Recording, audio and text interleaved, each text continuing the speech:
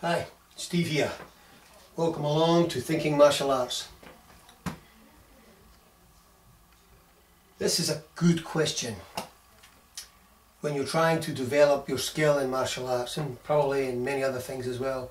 But when this works, why did it work? So what is this? It could be anything. Let's say a sweep in a BJJ. So you're in the guard and you see a technique, you see a guy, he has his opponent in the guard, sweeps him over. And you go, wow, that was really good, he done a great job there. Why did it work? What made it work? So here's where the interesting part comes in, because the first response is, oh, he's better than him, that's good. Well, yeah, okay, but did it work because the guy that made the sweep was far more experienced and consequently could get away with a really sloppy sweep on a guy who had no idea what was coming? Is he bigger, stronger, more aggressive? Was the guy who was swept, was he more fatigued? Did he not have the same level of stamina? Did the man who made the sweep, did he have something there? So when he made the sweep, was it lucky? Was it just luck?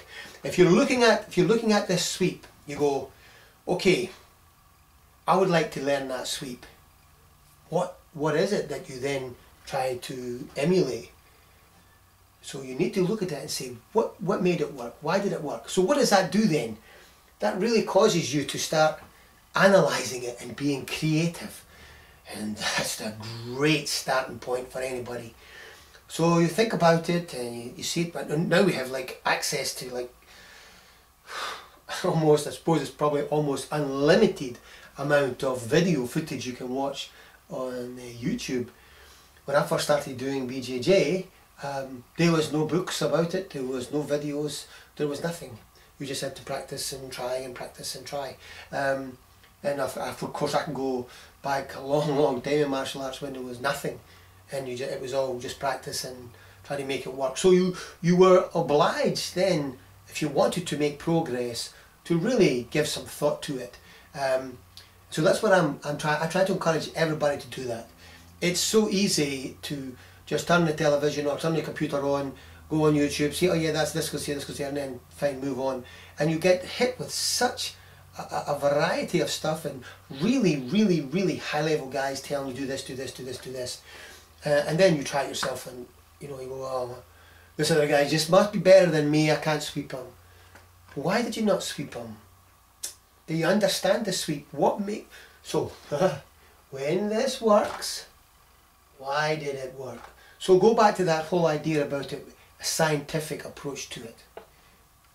You can make it into an art form as you get better at it, and it's beautiful to watch when it's done well. All martial arts is like ballet when you see someone who's really good at it. And I mean, boxing, kickboxing, jiu-jitsu, judo, whatever. You see somebody who just has everything going on. It's fabulous to watch. So again, I'm talking about people like myself who are so quote-unquote recreational martial artists who have other responsibilities, job and so on and so forth. It's imperative for you to make progress to think about this. You're not going to have an unlimited amount of time to just hack away at it and hope that works out. And also, hacking away at stuff is dangerous to both you and to your opponent and your training partner. I mean, if particularly if you want to train for a while, if you just sort of cack-handed make the sweep or just crunch through it, you're putting your body into positions that are not conducive to fluidity and good structure. And what's going to eventually happen is you're going to hit the wall with it because it's not structurally sound. And if you're against somebody who's stronger or more aggressive, you don't have the technique honed down to where it really will work. Keep in mind, BJJ right now, it's for the most part, for many people, it's a submission grappling game, and I know that Other people are looking at it from a self-defense perspective, which is really my preference. If I had to pick a road to go down, but I practiced before I went to BJJ. I was a black belt in Japanese Jiu-Jitsu, and so I was very interested in the kind of philosophy of Jiu-Jitsu and the idea behind it. And of course, the original idea behind Jiu-Jitsu was that you weren't force on force, you were turning it. So when the force came, you turned it. That same idea as Kazushi in Judo, where if the opponent pushes, you pull, and if they pull, you push. So that's really where Jiu-Jitsu has the possibility and the potential for longevity, because you're not really, I mean, you can't do it without strength. Let's just be honest. You need to be strong, and it helps to keep you strong, but you don't want to be straining in an unconstructive way, because when you're young, your body is quite forgiving, and you pull a muscle here or there, and 2 days later you're going, what? Oh yeah, I'm fine now. When you get older, that's not the case at all. So developing a structurally sound game, whether it's Jiu-Jitsu, as we're talking about here now, where you're teaching your body to move well, and it doesn't really, when you're trying to make these things work, go back to your sweep for example, and you're trying to apply the principles as you know them at that point, and it doesn't quite work, don't throw all away and just force it. Think about why did it not work? I saw it working before, and particularly if you see it working with someone who, it's quite obviously, it just looks like that. It just looks like a knife going through butter. They enter in, make the switch, and the person is gone. You go, whoa, that's it working. That's what you want to be looking towards, because when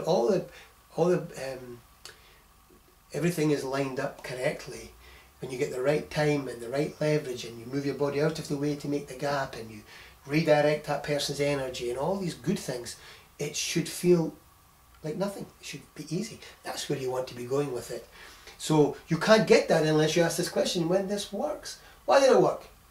Where did your right hand go? Where did your left hand go? Where did your right foot go? Where did your left foot go? Where did you move your body? When did you do it? And that's where when you're going to get engaged in it, that's where you get engaged in it. Just really thinking that through and asking those questions. It's the same for like in kickboxing. It's the same idea where you watch a real good boxer or a good kickboxer deliver a jab, and you see it more and more now in MMA, where people are beginning to work the jab, and you go, wow, there's two guys, relatively similar level of experience. They've been matched. It's a match fight, so there's potential for either one of them to win it. And then you see one guy just boom, boom, boom, boom, boom, and he's catching the other guy all the time with this jab, and the other chap is he just can't seem to get himself in there. What's the difference? Both people have access to training equipment, they have time to do it, and so on and so forth. So what's the difference? Well, okay, there's always that aspect that somebody has natural speed, they are just naturally more athletic. Those are all a given. But for us, watching it as, again, recreational martial artists, we should be watching that guy who's just pulling that off all the time, and looking to see, what's he doing? Why is he making this work? What attributes is he applying? What timing is he putting together? How is he delivering that punch? What's he doing? I mean, let's look at that again. What's he doing? Watch his left foot. Watch his right foot. How's he covering the distance? How is he setting it up? Is he setting it up through some footwork? Is he setting it up by feinting this or that? Or is he catching the other chap on the way in? Or what's he doing? And different people will do different things, and even the same person might set it up different ways. But rather than just go, he's better than him, that's a good jab, right, who's next? Who's the next fight? That's fine, and it's time for that as well. But if you want to make improvements for yourself, it's worth saying to you, asking that question, when this works, why does it work? Or if you're sparring with somebody and they're catching you with a jab, you go, why is he catching me? What's he doing? And it's no, what sometimes people will do is get annoyed, get upset and get angry. And okay, we're all human, but if somebody is catching you with a jab all the time, they shouldn't be hitting you heavy with it. That's not good enough. if they're able to do that to you, they should be using that as a setup and whatever, and playing around and trying to advance their own skills, and not simply catching you with the jab all the time because they can. But you should be thinking, what's he doing? Why is he doing that? And what can I do to prevent it? And that way then we go forward. And that's why we need to have a good culture in the school where everybody's trying to learn, everybody's trying to move forward, and everybody's willing to help their training partners. Remember, progress is made through cooperation, and you test your progress in competition. You don't test it in the class. The class is where everybody's coming in to try and make some progress. The level of competitiveness in the class should be controlled by the coach, by the instructor, and certain people want to be more competitive than others, and they have to obviously get access to kind of manifesting that. But I mean, not just for everybody. Not everybody wants to do that, but everybody wants to make progress, right? So we have to cooperate, and the way to make progress on anything is when this works. Why did it work? Particularly if you're looking at something that you really like. If it's an area of your game you think, I'm really comfortable here, say you're somebody who likes to throw, or you're somebody who likes, say you like to work on top in BJJ. Well, if you like working on the top in BJJ, you should really work on escapes. Because if you can't get out from under, you're not going to get the chance to work your game on top. But that's getting back to you know, that whole pyramid and high skill point, so on and so forth. But certainly, if you say, oh, I like being on top, I don't want to be underneath, I don't want to work from my guard, I don't want to work on this, I want to work from the top. Well, you should be saying, right, let me get some escapes, let me get real good at escapes. What are the major positions where I'm going to get held in? Right, how do I escape from the mount? How do I escape from side control? These are things that you want to go, okay, how do I use my half guard to get out? These are 2 or 3 things that you can really focus on and go, right, when this thing works, why does it work? And how can anybody get bored with martial arts when this one question, when this works, why did it work? And see how many things I've applied it to already just in 5 minutes? It's amazing how martial arts is like, it's huge. I mean, it's like, remember of course that you're doing things like you're repeating something lots and lots of times to do it maybe quickly once, you know what I mean? Like when we practice it doesn't mean that that's how we're going to deliver it. We just want to get so good at this thing, boom, it's done, boom, we're out.